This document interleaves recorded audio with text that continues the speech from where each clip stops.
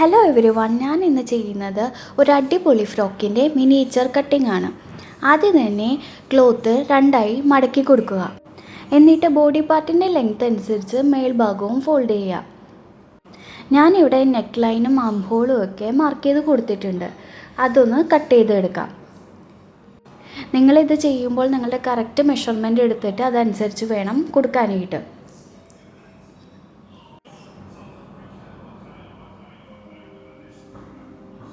Body part cut ചെയ്തതിന് ശേഷം മേൽഭാഗം ഒന്ന് ഓപ്പൺ ചെയ്ത ശേഷം ഇതിൽ കാണുന്ന പോലെ സ്കേർട്ടിന് വേണ്ടി ഒരു വലിയ കർവ് വരച്ചു കൊടുക്കുക. എന്നിട്ട് അതൊന്ന് കട്ട് ചെയ്തെടുക്കുക. കട്ട് ചെയ്ത് കഴിഞ്ഞിട്ട് നമുക്കിതൊന്ന് ഓപ്പൺ ചെയ്യാം. എന്നിട്ട് ഫ്രണ്ട് പോർഷൻ ഒന്ന് നേരെയാക്കി കൊടുക്കുക.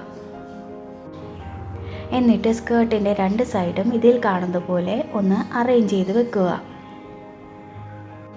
ഒരു സ്റ്റൈലിഷ് ആയിട്ടുള്ള ഫ്രോക്കിൻ്റെ മോഡലാണ് കിട്ടിയിരിക്കുന്നത്.